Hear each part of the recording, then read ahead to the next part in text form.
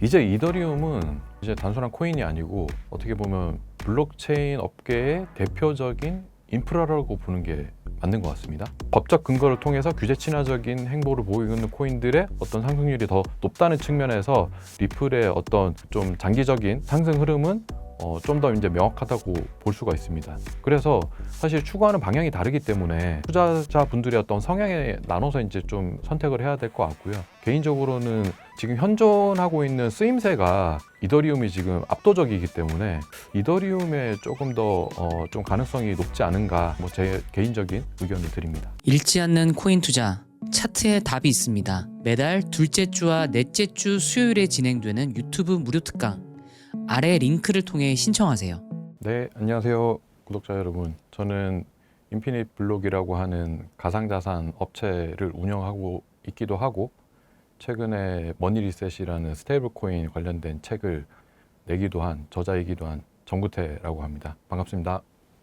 네, 최근 9만 달러 아래에서 횡보하던 비트코인 가격이 오늘 기준 9만 3천 달러를 돌파했는데요. 최근 상승한 이유는 무엇인가요? 작년부터 해서 사실 이 크립토 시장에서 가장 중요한 이슈를 하나 꼽으라고 하면 기존 개인 중심 시장에서 지금 기관 중심 시장으로 바뀌고 있다. 과도기, 변곡점에 있다라고 이제 말씀드릴 수 있을 것 같고요. 대표적으로 뭐 요거는 이제 투자자분들께서도 되게 중요하게 봐야 되는 지표 중에 하나인데, 미국에 이제 상장되어 있는 현물 ETF, 비트코인 현물 ETF를 좀 이게 지금 유입이냐 유출이냐, 뭐 그러면 합쳤을 때 순유입이냐 순유출이냐, 이런 것들이 어떻게 지속되고 있느냐, 뭐 이런 것들 좀 체크하실 필요가 있는데, 올 초에 보시면 비트코인 현물 ETF가 연초 이제 순유입으로 조금 길게 지금 들어오고 있는 상황입니다. 이에 따라서 최근에 이제 비트코인 가격도 이제 반등하게 된 계기고요. 이렇게 기관 중심 시장으로 바뀐다는 것 자체는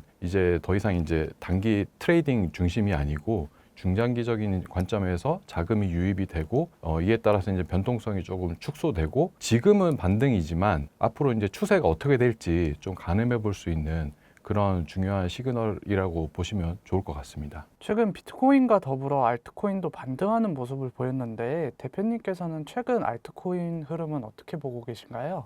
대형 뭐 알트코인도 사실 비트코인 빼고는 전부 다 알트코인이니까 이거를 전체 다 알트코인으로 묶어서 이제 좀 논하기에는 조금 어려운 것 같고, 크게 쪼개서 일단 이더리움을 중심으로 해서 한번 말씀을 드려보면, 이더리움은 아마 이제 스테이블 코인이 불붙게 되면서 가장 많이 어떻게 보면 좀 주목을 받은 알트코인 중에 하나라고 보시면 될 것 같습니다. 지금 현재 현존하는 전 세계의 스테이블 코인의 50% 이상이 현재 이제 이더리움 네트워크를 쓰고 있고, 그 다음에 이더리움의 좀 반개라고 할 수 있는 L2 체인, 뭐 아비트럼 같은 체인들까지 합치면 거의 한 8, 90%가 지금 이더리움 계열로 지금 포진되어 있거든요.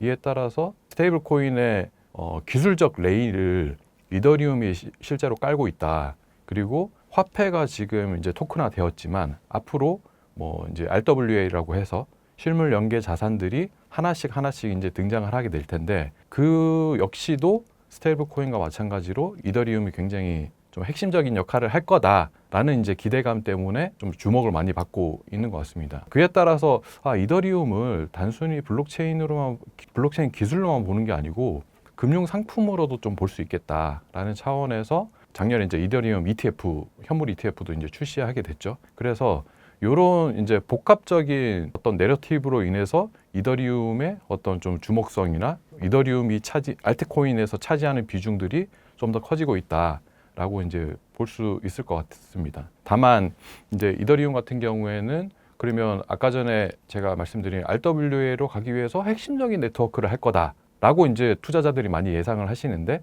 그러면 실제로 그게 이루어질 수 있는지, 트래픽으로 거래량으로 실제로 나오는지, 그 다음에 그걸 통해서 돈을 벌고 있는지, 뭐 장애는 없는지, 규제는 충족하고 있는지, 이런 것들이 다 이렇게 충족이 돼야 가격으로 이제 반영이 될 거고, 그에 따라서 이제 좀 우상향하지 않을까라고 이제 생각이 되고요. 그 다음에 뭐 솔라나나 리플 같은 경우에도 뭐 솔라나는 대표적인 이제 이더리움 킬러로서 이더리움이 하지 못한 어떤 포지션에 대해서 침투하려고 하는 좀 노력이 보이고 있고, 최근에도 그 알펜글로우라고 해서 성능 개선 업그레이드를 지금 진행을 하고 있습니다.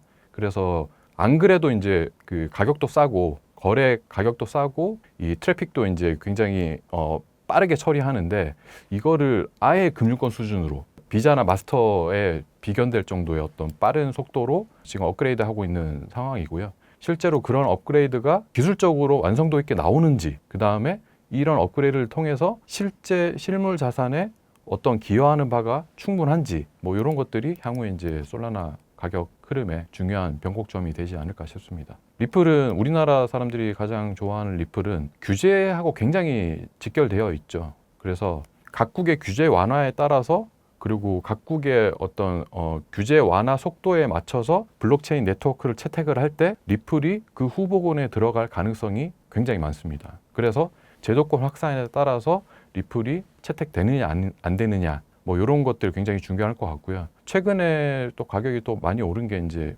일본의 금융당국이 금융 인프라로 리플을 채택할 수도 있다. 뭐 이런 이제 전망 때문에 최근에 가격도 올랐고, 아시다시피 미국의 이제 대형 금융기관인 뭐 SBI라든지 이런 금융기관들은 리플에 아주 초창기부터 투자자였기 때문에 일본을 중심으로 해서 이 금융 인프라의 확산을 하는 데 있어서 리플의 역할을 좀 많이 기대하는 것은 투자자들이 기대하는 그런 점이 아닌가 싶습니다. 최근 시티그룹과 JP모건은 비트코인 가격에 대해서 각각 18만 달러와 17만 달러를 찍을 것이라 예측했는데요. 그 이유는 무엇일까요? 그러니까 이게 지금 반등이냐 아니면 추세 전환이냐 뭐 이런 거에 좀 이렇게 논점이 많이 갈리는 것 같은데, 뭐 6만 달러를 극단적으로 비관론자들은 6만 달러를 예측하는 데도 있고, 그 다음에 뭐 이런 대형 금융기관들은 좀 긍정적으로 8만 달러, 17만 달러를 얘기하고 있는데, 그 이유를 하나씩 뜯어보자면 초반에 아까 제가 말씀드린 것처럼 블록체인 크립토의 어떤 제도화가 진행이 되면서 그동안의 코인은 사실은 그냥 뭐 투기 수단, 투자 수단으로 봤다고 하면 지금 점점 금융 상품화되고 있습니다. 그래서 대형 금융기관들이 대표적으로 이제 비트코인, 이더리움, 현물 ETF죠. 상품처럼 만들어서 금융회사들이 거래할 수 있게끔 그렇게 지금 구현을 하고 있는데, 그에 따라서 지금 이 ETF에 그 유입되고 있는 자산의 규모도 굉장히 커지고 있습니다. 그래서 앞으로 규제가 좀 더 명확해지면 아마 대형 금융기관들의 간접적으로나 직접적으로 이 디지털 자산 시장에 노출되는 효과는 더 커질 것이다. 뭐 그런 기대 때문에 이렇게 좀 좀 전망을 하고 있는 것 같고, 더불어서 작년에 이제 7월 달에 미국에서 이제 스테이블 코인 디지털 자산 3법이라고 해서 이제 지니어스법, 그다음에 클래리티법, 그다음에 안티 CBDC법 요 세 가지 법이 통과가 됐는데, 사실은 이제 사람들이 제일 관심 많은 거는 지니어스법이었죠.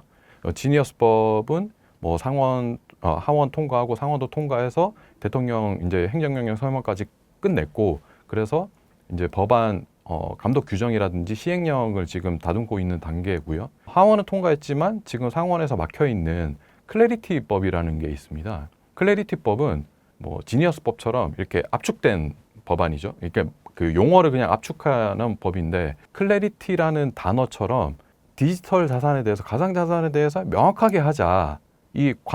디지털 자산이라는 게 무엇이고, 그러니까 특성이 무엇이고, 그 다음에 특성이 무엇이냐에 따라서 어떤 관할권을 가지고 누가 감독을 할 건지, 뭐 이런 것들을 조금 더 명확하게 해서 이 투자자들을 보호하자. 뭐 이런 취지거든요.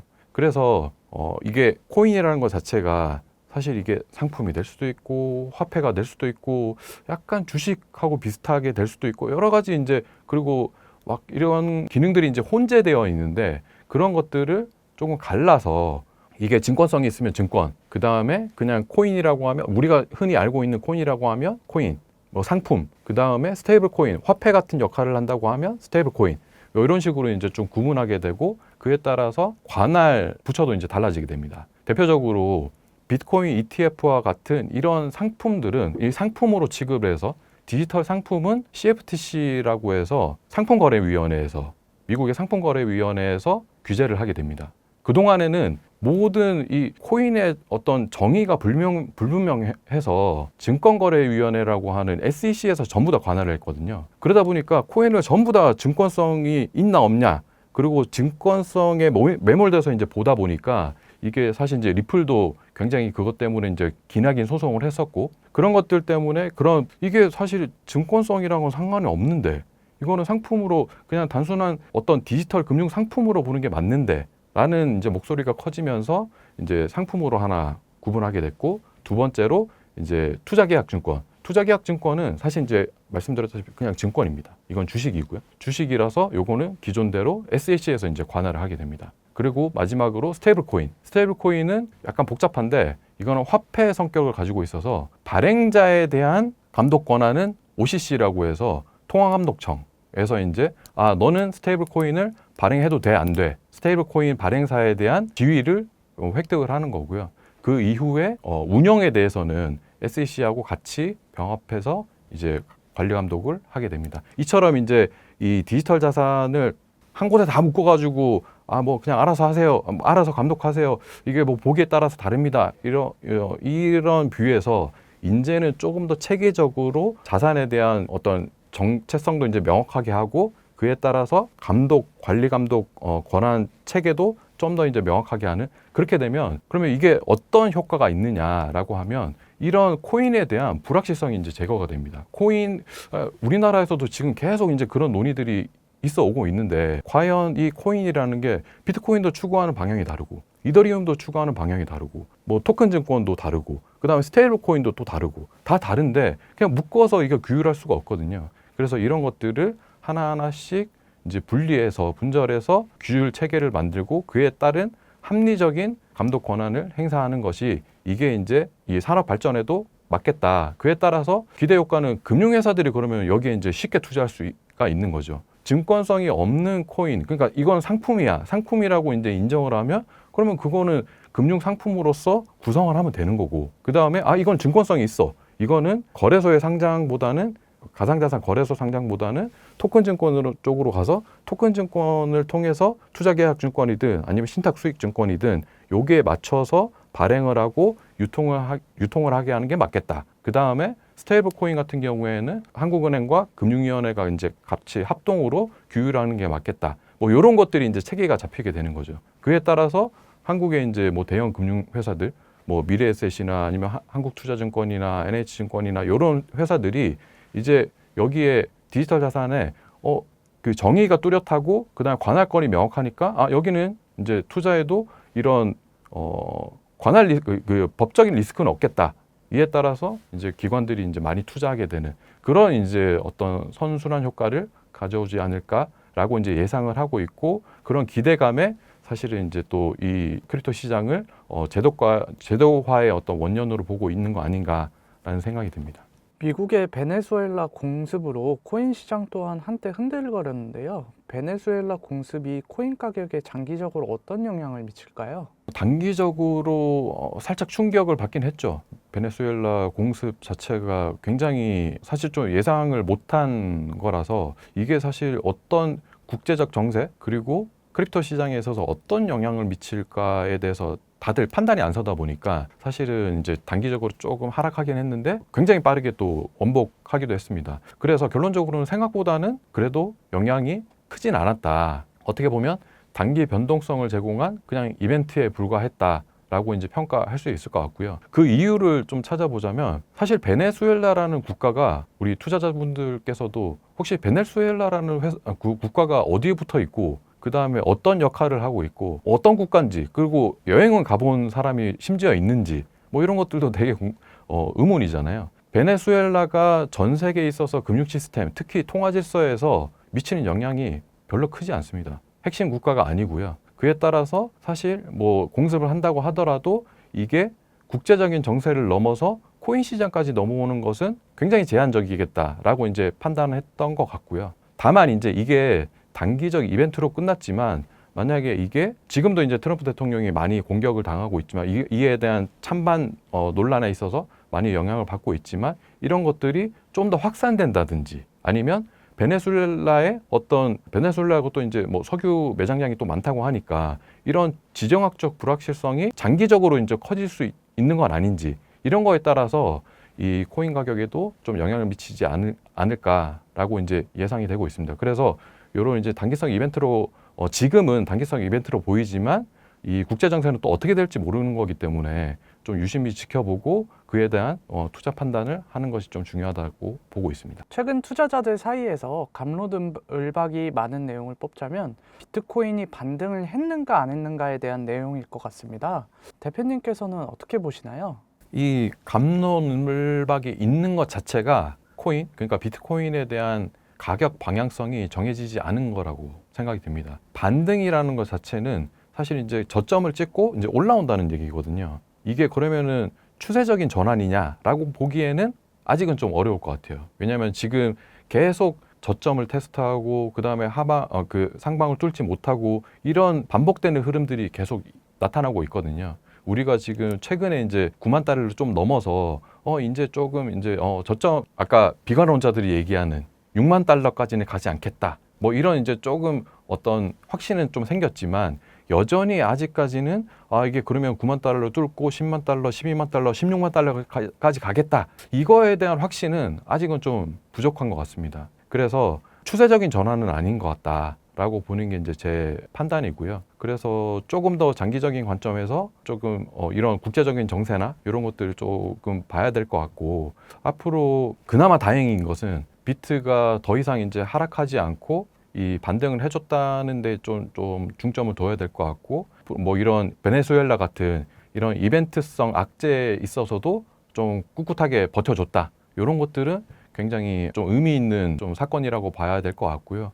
앞으로 이제 추세적인 전환으로 전환되는 것을 좀 더 두고 보면서 대응해야 되지 않을까 싶습니다. 투자자들이라면 가장 궁금해할 내용이 비트코인 가격 전망에 대한 내용일 것 같은데요. 대표님께서는 올해 상반기와 하반기 비트코인 가격을 어떻게 전망하시나요? 사실 뭐 가격이라는 거를 누구도 예측할 수는 없죠. 예측할 수는 없지만 제 개인적인 좀 뷰로 본다고 하면 질문을 이제 상반기, 하반기로 좀 나눠서 이제 말씀을 해주셨으니까 상반기로 본다고 하면 아까 전에 이제 앞서 말씀드렸다시피 반등하고 나서 지금은 이 거대 자금들이 방향성을 지금 탐색하는 구간이라고 보고 있습니다. 그래서 이게 지금 그러면 방향성을 탐색하는 데 있어서 어떤 지표 역할을 하는 게 어떤 것들이 있느냐. 대표적으로 아까 초반에도 말씀드린 비트코인 현물 ETF의 자금 유입이 이루어지고 있는지, 순유입이 이루어지고 있는지, 그 다음에 이게 연속적인지, 그러니까 지속적인지 이런 것들 체크해 볼 필요가 있고요. 그 다음에 트럼프 대통령이 원하는 것처럼 이제 올해에도 이제 미국의 금리 인하가 지속될 건지, 금리 인하 지속에 맞춰가지고 고위험 자산에 대한 투자자의 심리가 얼어붙지 않을 것인지, 그 다음에 뭐 베네수엘라와 같은 저희가 예기치도 못한 어떤 지정학적 리스크가 또 발생하지는 않을 건지, 그리고 이게 확산되지 않을 건지 이런 것들 이제 좀 봐야 될 것 같고요.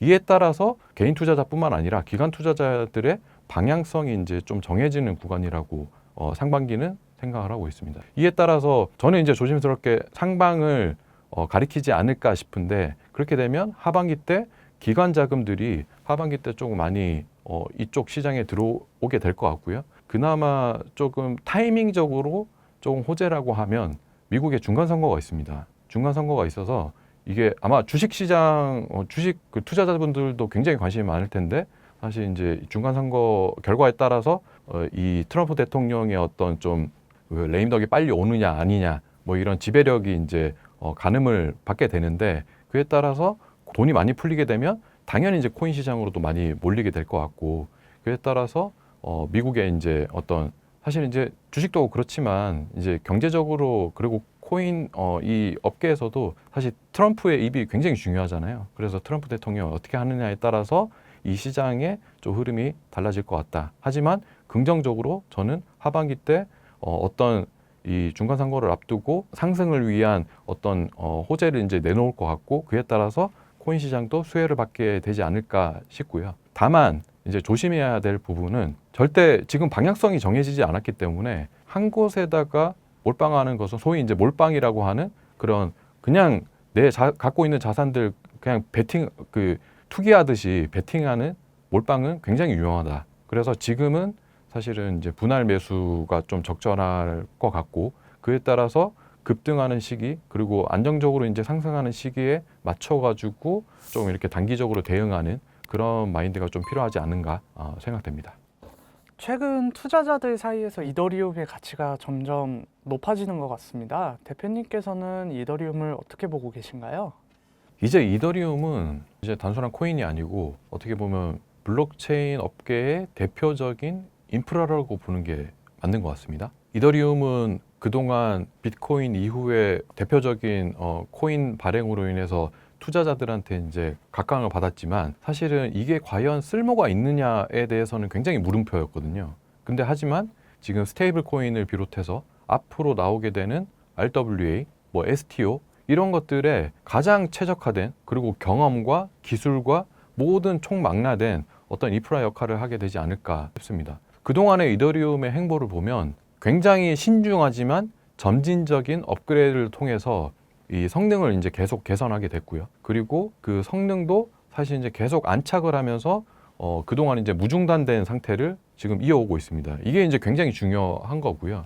그 다음에 뭐 이런 트래픽이 많이 몰려서 수수료가 비싸진다든지 이런 것들도 사실 이제 마치 살아있는 기계처럼 계속 업그레이드를 해서 뭐 레이어 2라는 개념도 만들고 롤업이라는 개념도 만들어서 계속 성능적으로 개선하려고 하는 그런 이제 기술적인 노력이 있었고, 그 다음에 그 기술적인 노력이 그러면 단순히 기술로만 해결된다라고 하면은 사실은 이제 투자자의 외면을 받을 텐데 이런 것들이 실제로 적용이 되고 있습니다. 대표적으로 전 세계 스테이블 코인의 블록체인 메인넷 채택률이 50% 이상이 넘고, 그 다음에 레이어 2까지 합치면 훨씬 더 초과되는 뭐 그런 이제 성능을 보여주고 있고, 그 다음에 앞으로 이제 RWA가 본격적으로 이제 확산되게 되면 그에 따라서 화폐도 이렇게 스테이블 코인으로 안정적으로 확산을 했는데 당연히 기본적으로 RWA도 이더리움을 채택을 해야지 뭐 이런 공감대가 일어나게 되면 이더리움은 자신이 가지고 있던 어떤 기술력을 굉장히 빠른 속도로 확산할 수 있는 변곡점에 서 있다라고 이제 볼 수 있을 것 같습니다. 그래서 사실 이제 이더리움을 투자자 입장에서 이제 접근하기로는 단기 테마나 그동안의 어떤 일반 알트코인들처럼 이벤트성 어떤 코인보다는 이제 금융 인프라로서 조금 중장기적으로 접근하는 것이 더 맞을 것 같고요. 비트 중심으로 좀 과열되거나 조정해 받을 때 이더도 한번 눈 돌려서 보면서 이렇게 분할 매수하면서 계속 장기적인 어떤 좀 흐름을 올라타는 게 좋지 않은 투자 전략이 아닌가라고 생각이 됩니다. 그렇다면 투자자들 사이에서 알트코인 하면 이더리움, 리플과 함께 솔라나에 대한 관심도 높은데요. 최근 솔라나의 흐름은 어떤가요? 솔라나는 사실 이제 민코인 때문에 굉장히 각광을 많이 받았죠.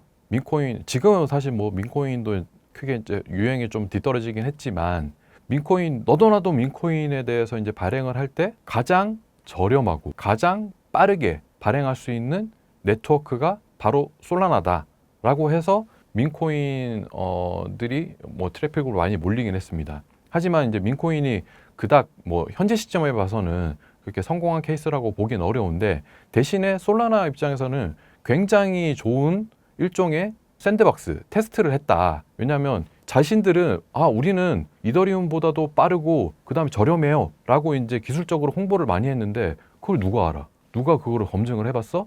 라는 이제 챌린지가 있었는데, 그런 것들을 수많은 민코인들을 발행 처리를 하면서 이게 이렇게 손쉽게 민코인을 발행할 수 있는 네트워크라고 하면 이게 가능성도 있겠네? 이런 이제 검증의 시간을 지났다라고 이제 볼 수 있을 것 같고요. 그리고 작년 말에 이제 알펜글로우라고 해서 솔라나의 합의 성능을 개선하는 로드맵을 발표하기도 했습니다. 그래서 작년 말에 90% 이상의 투표를 얻어서 이 점진적으로 업그레이드를 하기로 했고요. 그래서 첫 번째가 속도를 더 빨리 하겠다. 이 속도는 비자나 마스터 기존 금융회사들의 버금가는 속도를 끌어올리겠다.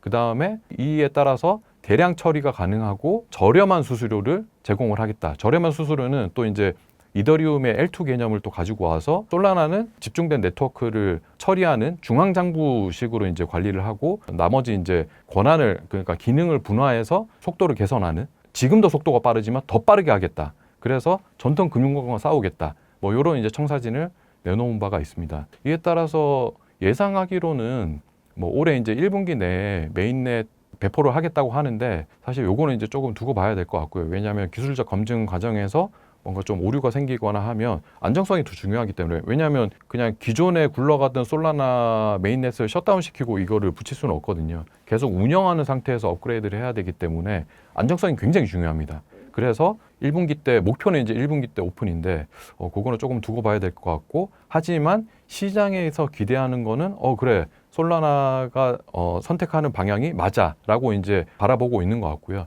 다만 가격에 대해서는 보통 이제 코인들이 그렇습니다. 먼저 성기대 효과에 따라서 가격이 선반영되고 그 다음에 후 검증하는 형태로 이제 가격 흐름이 이어지고 있는데, 이거는 실제로 이제 서비스가 런칭이 되고 그 다음에 그에 따라서 원래 생각했던 그런 기능적인 테스트가 가능한지, 그 다음에 이걸 넘어서 실제로 상용화로도 이어질 수 있는지, 이런 것들이 다 검증이 돼야 이제 또 가격이 반영이 되고 투자자들이 또 좀 더 이제 좀 주목하게 되지 않을까 싶습니다. 만약에 알펜글로우가 안정적으로 정착이 되면 이더리움을 솔라나가 이길 수 있다고 보시나요? 솔라나의 캐치프레이즈는 이더리움 킬러였죠. 근데 제가 봤을 때 이더리움을 대체한다기보다는 이더리움은 이더리움만이 가지고 있는 명확한 어떤 내러티브가 확실하게 자리 잡고 있는 것 같습니다. 그래서 이거를 대체하는 것은 사실은 좀 쉽지 않을 것 같고요.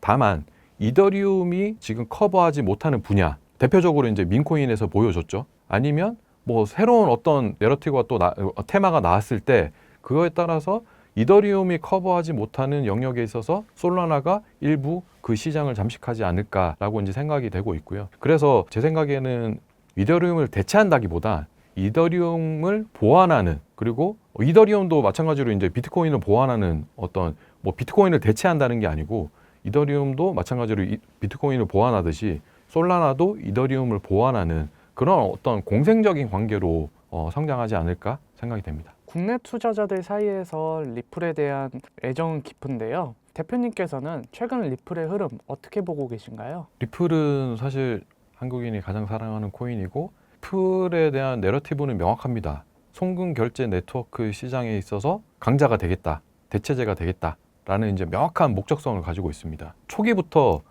말이 돼. 그리고 인적 구성들도 과거에 이제 금융회사에서 이제 근무했던 인원들로 이제 다 구성이 되어 있고, 그에 따라서 투자자들 입장에서도 리플이 꿈꾸는 세계가 올 수도 있겠다라고 이제 판단을 했지만, 지금까지 냉정하게 놓고 보면 아직은 조금 요원한 게 사실입니다. 뭐 올해 이제 조금 이제 달라질 수도 있겠지만, 일본 금융당국에서 스테이블 코인 제도화를 선언을 하면서 사실 이제 블록체인 네트워크를 채택을 해야 되는데 리플이 지금 강력하게 떠오르고 있거든요. 리플은 사실 SBI가 초기부터, 아주 극초기부터 투자했던 가상자산이기도 하고요. 그래서 굉장히 규제 친화적이고, 그 다음에 얼마 전에는 미국의 SEC의 증권성 어떤 증권성에 대한 논란도 좀 회피한 바가 있습니다. 그에 따라서 규제에 굉장히 특화되어 있는 코인이다라는 이제 정체성이 굉장히 명확한 것 같고요.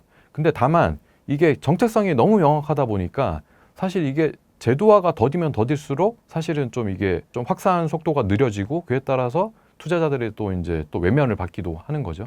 그래서 그런 이제 상반된 어떤 좀 정체성을 가지고 있는 것 같습니다. 하지만 지금 글로벌리하게 국제적인 정세가 규제 친화적으로 가상자산에 대한 규제 친화적인 행태들, 그 다음에 규제 친화적인 코인들이 오히려 이제 미국에서 법적 근거를 통해서 규제 친화적인 행보를 보이고 있는 코인들의 어떤 상승률이 더 높다는 측면에서 리플의 어떤 좀 장기적인 상승 흐름은 좀 더 이제 명확하다고 볼 수가 있습니다. 다만 이제 앞서 말씀드렸다시피 규제의 지나친 이제 의존, 그 다음에 기술적으로도 사실은 이제 이게 태생적인 문제이기도 한데, 리플은 사실 비트코인을 벤치마킹해서 만든 코인이기 때문에 스마트 컨트랙트와 같은 이런 좀 복합적인 기능을 할 수 있는 게 부족하긴 합니다. 그에 따라서 최근에 어떤 블록체인의 금융화에 있어가지고 네트워크에 채택이 될 수 있을지, 뭐 이런 거에 대해서는, 그러니까 그 수많은 기능들을 여기에다 탑재할 수 있을지, 이런 거는 기술적인 챌린지라고 보고 있습니다. 앞서 설명해 주셨던 메이저 알트코인들 중에 대표님께서 투자 가치가 높다고 생각하는 알트코인 순서는 어떻게 될까요? 두 가지 속성이 그 두 코인 모두 이제 속성이 조금 추구하는 방향이나 이런 것들이 좀 다르기 때문에 좀 나눠서 봐야 될 것 같아요. 그래서 투자자분들의 이제 성향에 따라서 앞으로 스테이블 코인을 비롯해서 RWA 확산이 이더리움을 통해서 가속화될 거다라고 판단한다고 하면 이더리움에 손을 들어야 될 것 같고요. 만약에 두 가지 다 중에 이제 판단을 그러니까 선택을 해야 된다라고 하면 리플이 그리고 있는 어떤 청사진 그러니까 뭐 국가 간의 결제망에 있어서 뭐 스위프트를 대체를 하고 이제 앞으로 스테이블 코인을 비롯해서 다양한 결제 수단들이나 이런 것들이 규제에 굉장히 친화적인 이런 블록체인 망으로 다 대체될 거야. 그 주인공이 그 이더리움도 아니고 솔라나도 아니고 리플이 될 거야라고 생각한다고 하면 리플에 이제 투자하는 게 맞겠죠. 그래서 사실 추구하는 방향이 다르기 때문에 좀 이렇게 나눠서 투자자분들의 어떤 성향에 나눠서 이제 좀 선택을 해야 될 것 같고요. 개인적으로는 사실 저는 지금 현존하고 있는 쓰임새가 이더리움이 지금 압도적이기 때문에 좀 앞으로의 어떤 미래 청사진을 그려봤을 때도 이더리움에 조금 더 좀 가능성이 높지 않은가라는 점에서 뭐 제 개인적인 의견을 드립니다. 그렇다면 알트코인 불장이 온다면 언제쯤 오고 투자자들은 어떻게 대비하고 있어야 될까요? 사실 뭐 불장이 언제 오는지는 그 누구도 알 수 없죠. 예, 저도 알 수가 없고요. 다만 이제 과거의 흐름으로 봤을 때 확실한 것은 그 비트가 급등하거나 급락하게 되면 시중의 자금은 절대 알트로 가지 않습니다. 왜냐? 급등할 때는 비트에 지금 집중되기 때문에 돈이 글로 모이죠. 급락할 때는 비트가 급락한다는 것은 정세적으로 봤을 때 고위험 자산에 대한 회피 성격으로 비트코인이 급락하는 케이스가 많거든요. 그렇게 되면 비트코인보다 더 위험한 자산인 알트로는 자금이 안 갈 가능성이 큽니다. 그래서 알트로 이제 자금이 그러면 언제 흘러가느냐라고 이제 저희가 과거의 데이터를 봤을 때 좀 예측을 해보면 국제 정세적으로나 아니면 뭐 이런 지정학적 리스크나 아니면은 좀 이런 경제적인 리스크가 없어졌을 때 이게 뭐 투자자들 입장에서 이제 뭐 주식도 별로 재미없고 비트도 계속 그냥 꾸준하게 우상향하긴 하는데 이게 뭐 별로 재미가 없네 라고 할 때 이제 알트코인으로 집중할 가능성이 큽니다. 그래서 투자자분들께서는 뭐 저도 마찬가지지만 점쟁이가 아닌 이상 저희가 오를까 내릴까 뭐 이거를 지금 선택하는 투자장은 아니잖아요. 그러면 앞으로 오를 거 그다음에 내릴 거에 대해서 대응을 준비를 하고 특히 이제 알트코인에 집중 투자하시는 투자자분들 같은 경우에는 굉장히 어떻게 보면 좀 강심장을 가지고 미리 이제 관심 종목과 투자 논리를 정리를 하고 예상을 해서 내가 이 타이밍에 만약에 이런 내리티브, 이런 테마가 오면 이 코인을 눈여겨봤으니까 이 코인에 들어갈 거야 라고 이제 뭔가 이렇게 미리 좀 정리를 해놓은 게 필요할 것 같습니다. 이게 사실 계속 테마가 있잖아요. 지금도 보면 뭐 AI, 지금 전 세계가 지금 AI 때문에 난리인데 AI 쪽으로 이제 확산이 될 건지 아니면 그 스테이블 코인 쪽에서도 또 이제 분야가 나눠져 있겠죠.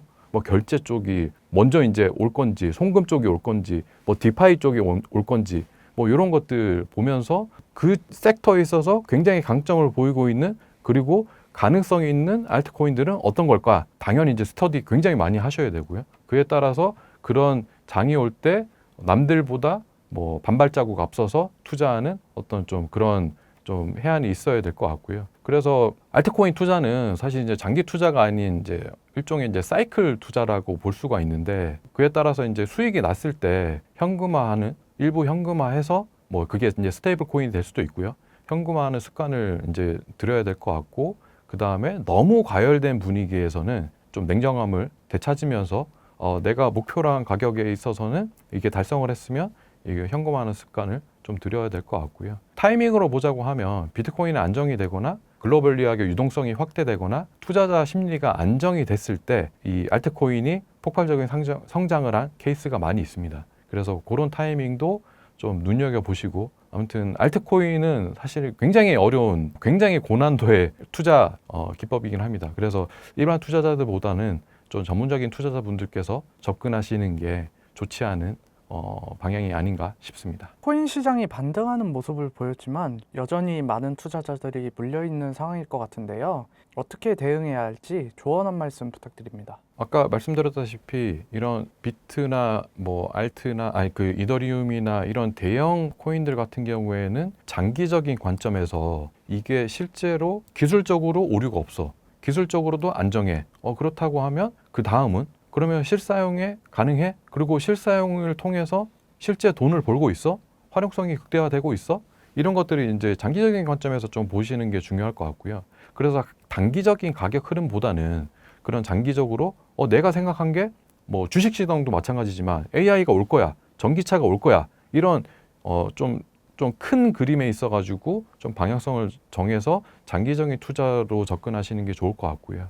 알트코인들 같은 경우에는 이건 너무나도 어려운 투자 섹터 중에 하나긴 하지만 그래도 알트코인에 대해서는 좀 특정 알트코인에 대해서는 스터디도 많이 돼 있고 그 다음에 이런 분위기로 분명히 올 거야라고 판단을 하고 계신다면 이런 이제 흐름들을 이제 눈여겨 보시고 그 타이밍이 왔을 때 조금 냉정함을 가지고 투자하는 어떤 좀 그런 마인드가 좀 필요하지 않나 싶습니다.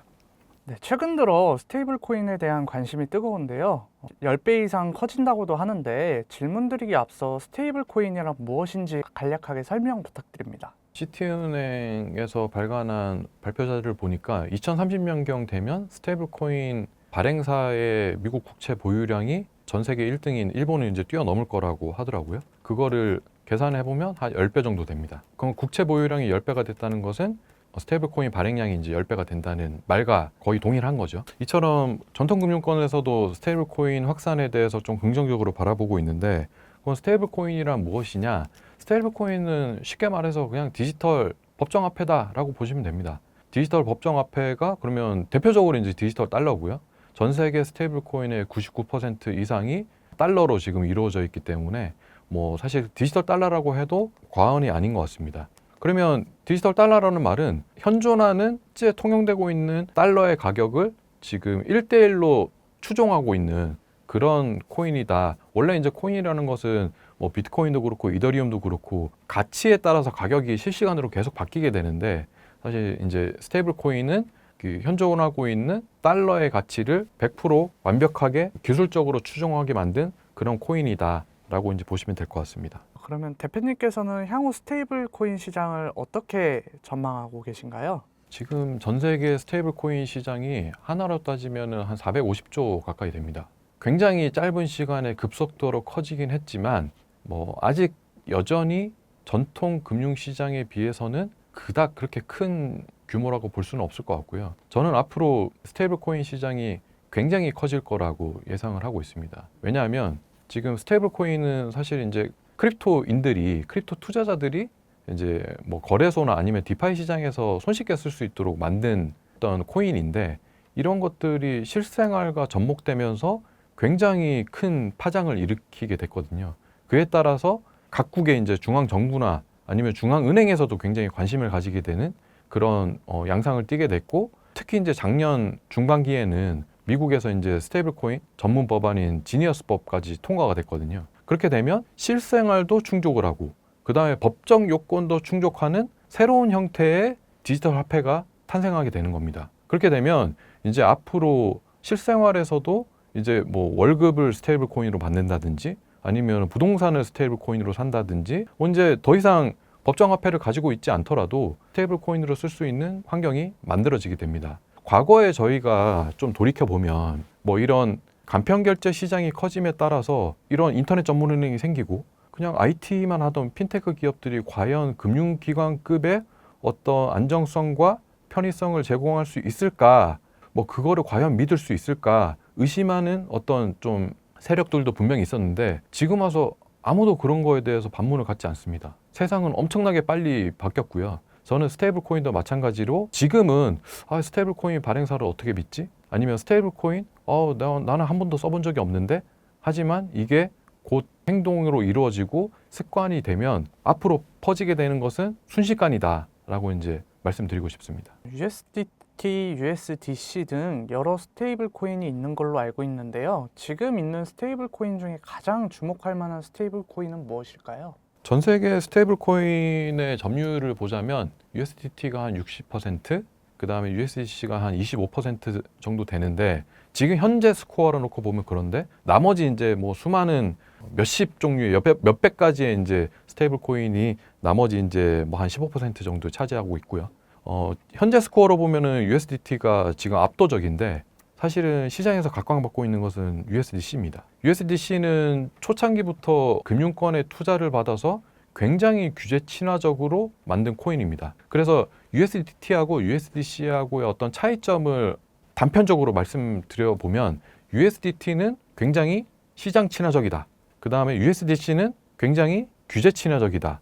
라고 이제 말씀드릴 수 있을 것 같습니다. USDT는 스테이블 코인의 어떤 좀 시작을 알린 것과 같이 시장 수요가 필요로 해서 만들어진 코인이다 보니까 이게 굉장히 급속도로 이제 이 사실 시장을 만들어가면서 이 코인이 이제 활성화되게 되게 된 코인이고요.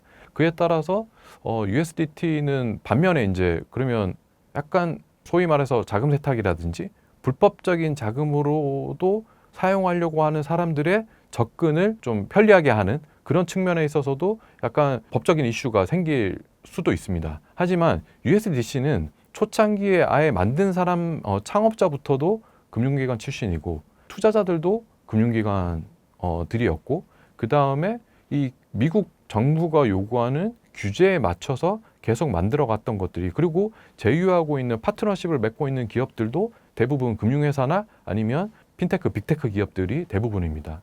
이처럼 USDC는 사실 이제 이 규제를 충족하면 이 고객들은 찾아올 거다라는 전략으로 해서 지금 확산되고 있고요.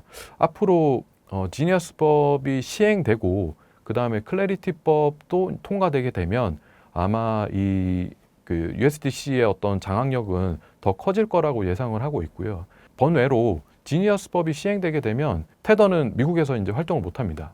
그래서 테더사에서도 USAT라고 하는 별도의 미국을 위한 스테이블 코인을 테더 말고 USAT를 별도로 발행하겠다. 뭐 이런 이제 청사진도 이제 발표를 했고요. 그에 따라서 미국을 중심으로 해서 규제에 최적화된 스테이블 코인의 흐름은 아마 USDC가 가져갈 가능성이 크다라고 이제 말씀드릴 수 있습니다. 투자자들은 스테이블 코인을 어떻게 투자해야 되는 걸까요? 아까 앞서 말씀드렸다시피 스테이블 코인은 그냥 디지털 화폐입니다. 그러면 스테이블 코인을 가지고 있으면 이게 투자로 연결되는가? 달러에 투자하시는 분들도 계시죠. 그러면 달러에 투자한다는 것 자체는 내가 이제 자국의 어떤 법정 화폐에 대비해서 환차익을 얻기 위해서죠. 단순히 갖고 있는 것은 환차익을 보고 투자를 할 수도 있습니다. 사실은 근데 이제 저희가 이제 흔히 알고 있는 투자자분들은 그런 측면에서 이제 투자를 하시지는 않죠. 대신 이 스테이블 코인을 통해서 이런 디파이 시장으로 들어갈 수 있는 관문의 역할을 스테이블 코인이 담당하고 있는 것은 사실입니다. 그래서 스테이블 코인을 통해서 거래소에서도 편리하게 코인을 사고 팔 수 있고 한 단계 더 넘어가면 디파이 시장으로 넘어가서 대출이라든지 아니면은 예금이라든지 스테이킹이라든지 이런 다양한 금융공학적 특성을 이용해서 수익을 얻어낼 수 있는 그런 접근 수단이 된다라는 측면에서는 스테이블 코인이 그 의미가 있습니다. 추가적으로 이제 부연 설명을 드리면 스테이블 코인 전문법, 그러니까 지니어스법에서는 스테이블 코인 발행사에 대한 이자 지급을 금지를 하고 있습니다. 왜 그렇게 하느냐를 보면 이게 이자 지급을 하게 되면 사실 이제 은행하고 똑같이 되거든요. 은행들도 예금을 하면 이자를 주잖아요. 그렇게 되면 은행에 예금되어 있던 자금들이 급속도로 스테이블 코인으로 몰리게 될 가능성이 있거든요. 이렇게 되면 급속도로 움직인다는 것은 좀 문제가 생길 가능성이 큽니다.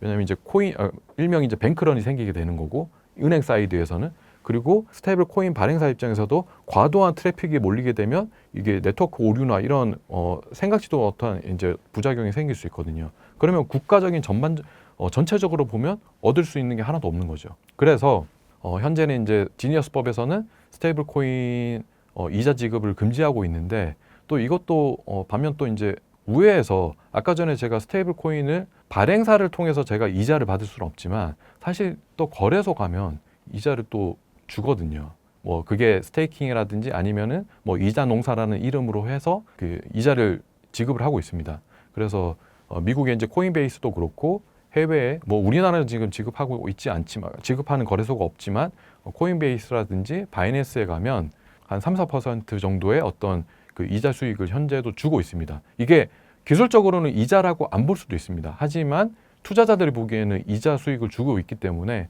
안전한 스테이블 코인 발행사, 그다음에 안전한 거래소라고 하면 스테이블 코인의 어떤 환차익뿐만 아니라 이자 수익까지 얻어볼 수 있는 어떤 그런 기회가 되지 않을까 싶습니다. 최근 원화 스테이블 코인을 위해 우리나라 정부도 여러 움직임을 가져가고 있는데요. 현재 원화 스테이블 코인은 어느 정도 위치까지 도달했다고 볼 수 있을까요? 지금 작년부터 해가지고 원화 스테이블 코인, 작년 초부터 해가지고 원화 스테이블 코인에 대한 관심이 굉장히 증폭되고 있는 것 같습니다. 사실은 이제 우리나라는 가상자산에 있어서 특정금융정보법하고 가상자산 이용자 보호법 말고는 법적인 어떤 좀 프레임워크를 갖추고 있지 않습니다. 그에 따라서 가상자산 2단계 법이라고 하는, 가상자산 진흥법이라고 하는, 산업법이라고 하는 요런 이제 가상자산 발전법을 제정하기를 계속 요구를 해왔는데, 이게 오히려 스테이블 코인이 확산됨에 따라서 사람들은 스테이블 코인에 더 관심을 많이 갖고 있습니다. 이게 스테이블 코인이 이제 워낙 사회 경제적으로도 미치게 되는 파급력도 이제 크게 되고요. 특히 스테이블 코인 발행에 대해서 이제 좀 주요 쟁점을 가지고 있는데, 중앙은행은 은행 중심의 스테이블 코인 발행사를 통해서 안정성을 높여야 된다. 저희 핀테크 업계나 블록체인 업계에서는 그렇게 한정적으로 은행이 주도권을 가져가게 되면 혁신성이나 유연성이나 확장성이 떨어진다. 그래서 이게 스테이블 코인 발전에 전혀 도움이 되지 않는다. 이렇게 이제 대립을 하고 있는데, 그에 따라서 이것만 좀 해결되면 스테이블 코인 법제화도 좀 머지 않았을 거라고 보고 있습니다. 현재 국회에서 발의된 디지털 자산법, 그 다음에 스테이블 코인 전문법을 포함해서 한 7개 정도가 지금 여야를 막론하고 발의가 돼 있는 상태입니다. 지금 여당에서는 디지털 자산 TF를 통해서 정부에, 그러니까 이제 금융당국이죠. 금융당국이라고 하면 금융위, 금융위원회에다가 행정법안을 갖고 와라라고 이제 요구를 하고 있고, 사실 그게 이제 작년 10월이었는데 계속 이제 뭐 하느하고의 어떤 의견 충돌로 인해서 지금 계속 지연이 되고 있고, 빠르면 요번 달, 늦어도 1분기 내에는 행정법안을 제출을 하면 그걸 가지고 기존에 나왔던 국회에 이제 발의된 이런 7개 법안하고 병합 심사를 해서 이제 상반기 내로는 이제 통과를 시키겠다. 이런 이제 보관인 것 같습니다. 그래서 지금 우리나라도 이제 올해 지방선거를 앞두고 있기 때문에 그 전까지는 반드시 이 스테이블 코인을 비롯한 디지털 자산법이 통과되기를 바라고 있고요. 이에 따라서 제도화가 아주 급속하게 이루어지지 않을까라고 이제 조심스럽게 예상을 하고 있습니다. 현실적으로 원화 스테이블 코인이 발행돼도 달러 스테이블 코인을 사용하는 사람이 대부분일 것 같은데요. 이러한 문제를 막기 위한 방법은 없을까요? 그래서 이 달러 스테이블 코인의 무차별적인 어떤 공격에 대응하기 위해서라도 사실 이제 원화 스테이블 코인이 필요하긴 합니다. 사실 뭐 PD님도 생각해 보시면 내 월급이 그냥 달러 스테이블 코인으로 들어온다라고 하면은 굉장히 편하겠죠. 일부러 월급 받아가지고 내가 달러 더 오를 것 같은데 달러로 바꾸는 사람도 있잖아요. 달러에 투자하는 사람도 있잖아요. 뭐 일부 투자자들 분들 같은 경우에는 월급 받으면 내 투자 포트폴리오에서 뭐 30, 40%는 뭐 달러나 아니면 금으로 바꿔놔라. 뭐 그런 이제 투자 조언도 많이 하고, 그에 따라서 달러 스테이블 코인이 확산되면 아마 걷잡을 수 없을 겁니다. 이미 통화 주권이 약한 국가들, 대표적으로 뭐 터키나 아르헨티나나 뭐 이런 국가들은 달러 스테이블 코인에 지금 확산되어 있는 상태고요. 다만 이제 우리나라 같은 경우에는 전자금융이 굉장히 발달해 있어서 굳이 달러 스테이블 코인에 대한 수요가 좀 적은 편이고, 그 다음에 아직 법적인 불확실성으로 인해서 이 받아들이는 것도 아직은 좀 논의가 덜 된 상태입니다. 하지만 이게 미국에서부터 지니어스법이 본격적으로 시행되게 되면 아마 달러 사용에 대한 요구는 좀 더 커질 거라고 저는 예상을 하고 있습니다. 그에 따라서 그 대항마로 사실 이제 원화 스테이블 코인이 필요하게 되는 거고, 그러면 달러 스테이블 코인이 원화 스테이블 코인을 그 무시하지 못할 정도로 원화 스테이블 코인의 어떤 활용성이나 아니면은 좀 확산이 이루어져 있어야 된다고 보고 있습니다. 그래서 지금 굉장히 중요한, 이게 논의 과정이 중요한 게 아니고 사실은 지금은 빨리 달려야 될 시점인데 아직 이제 남은 시간이 얼마 없는데 뭐 그런 부분에 대해서는 굉장히 안타까운 것 같고요. 그래서 하루빨리 이제 조속하게 원화 스테이블 코인에 대한 좀 합의점이 이루어져서 이게 지금 단순한 논의를 넘어서 이제는 좀 확산할 수 있는 원화 스테이블 코인이 달러 스테이블 코인에 잠식당하지 않을 만한 특수한 분야가 어떤 것인지, 그러면 우리 국익에 맞춰서 어떻게 발전시켜 나갈 건지, 이런 것들을 계속 만들어가면서 좀 보완해야 되는 단계가 아닌가 싶습니다. 대표님의 현 시점 포트폴리오 전략도 궁금한데요. 만약 현금 1억이 있다면 어떻게 투자하실 건가요? 현금 1억 투자해 주시나요?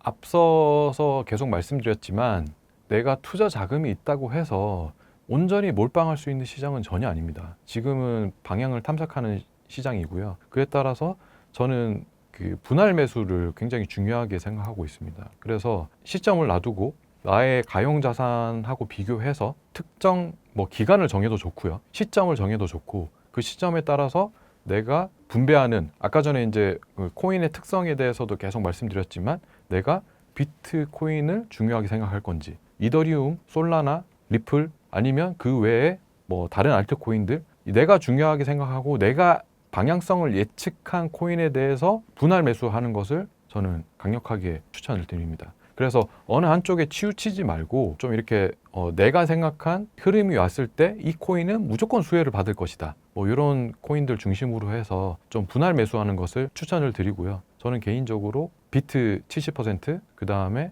이더 20%, 그다음 나머지 알트 10% 정도로 해서 좀 분할 매수하는 것을 저는 좀 추천을 드리는 바입니다. 올해는 아까 서두에서 말씀드렸다시피 RWA가 확산되는 아마 원년이 될 가능성이 굉장히 큽니다. 지금 스테이블 코인에 대한 기대감과 어떤 검증 테스트는 저는 끝난 단계라고 보고 있고요. 그러면 스테이블 코인은 앞으로 확산 단계에 이제 접어들 거고, 그러면 그 다음 스테이블 코인 다음은 무엇이냐라고 이제 아마 시장에서 화두를 던지게 될 겁니다. 저는 그게 RWA가 될 거라고 생각을 하고 있고요. 그러면 스테이블 코인과 RWA가 확산됨에 따라서 그거에 대한 수혜를 받을 종목들, 코인들은 무엇이냐라고 한번 되물어보고 공부하고 그에 대한 투자를 이어갔으면 하는 바람입니다.